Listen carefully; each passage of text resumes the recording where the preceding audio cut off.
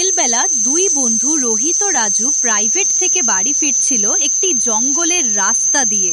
বাড়ি ফিরতে ফিরতে সেই জঙ্গলেই তাদের রাত হয়ে যায়। এই রোহিত, আজকে কিন্তু আমাদের বাড়ি ফিরতে অনেক রাত হয়ে গেল রে। আমার খুব ভয় লাগছে।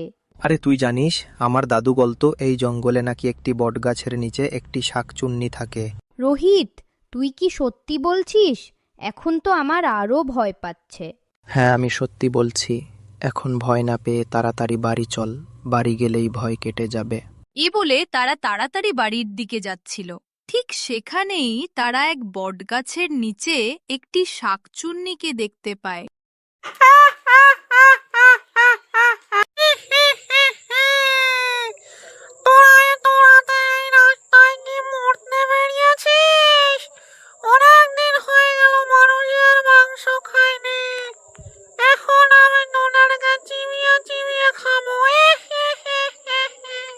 আরে রোহিত, এত সত্যি সত্যি আমাদেরকে খেয়ে ফেলবে।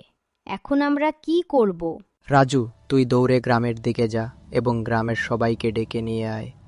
ঠিক তখনই রোহিতের কথা মতো রাজু দৌড়ে গ্রামের দিকে ছুটল।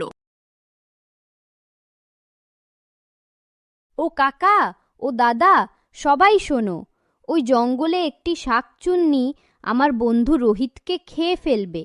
তোমরা তাড়াতাড়ি ওই জঙ্গলে চলো। আরে, তুমি সত্যি বলছো? ওই শাকচুন্নিটি আবার বেরিয়েছে? হ্যাঁ, আমি সত্যি বলছি। তোমরা তাড়াতাড়ি চলো। তোমরা দাঁড়াও, সবাই এভাবে গেলে ওই শাকচুন্নিটি একটুও ভয় পাবে না। এবার চণ্ডীপলা সাধু বাবাকে নিয়ে যেতে হবে। তোমরা এখানে দাঁড়াও, আমি চণ্ডীপলা সাধু বাবাকে ডেকে নিয়ে আসছি। সে তখন ওই চণ্ডীপলা সাধু বাবাকে ডাকে নিয়ে এলো এবং তারা সবাই মিলে তখন ওই জঙ্গলের দিকে গেল। তোমরা সবাই আমার সঙ্গে চলো। আজকে ওই ডাইনি শাকচুন্নিকে আমার হাত থেকে কেউ বাঁচাতে পারবে না। ওর মরণ আজকে নিশ্চিত।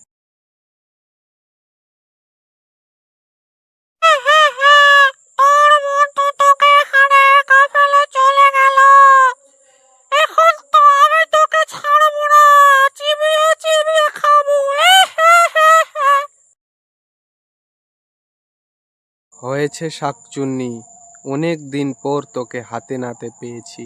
এবার তোকে আমার হাত থেকে কেউ বাঁচাতে পারবে না।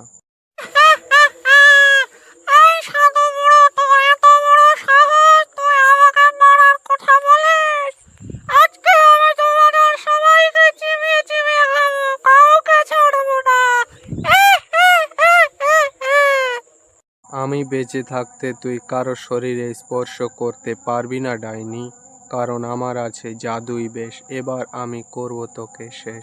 আয় রে শক্তি, চলে আয়, এই শাকচুন্নি যেন মরে যায়। আয় রে শক্তি, চলে আয়, এই শাকচুন্নি যেন মরে যায়।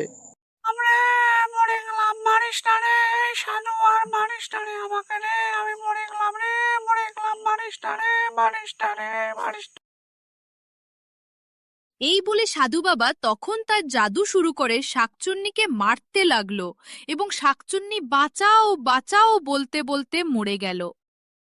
আজকের পর থেকে এই জঙ্গলে রাত্রেবেলা আর কেউ আসবে না, নইলে এর মতো আরো শাকচুন্নি জন্ম নেবে। এবার চলো সবাই বাড়ি চলে যাই। এরপর তারা সবাই নিজের নিজের বাড়ি চলে গেল।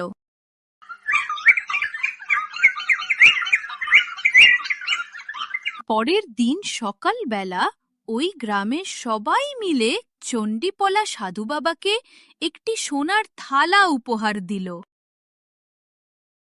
আমাদের সবাইকে ওই শাকচুন্নির হাত থেকে মুক্তি করার জন্য আমরা গ্রামের সবাই মিলে একটি সোনার থালা আপনাকে উপহার দিলাম।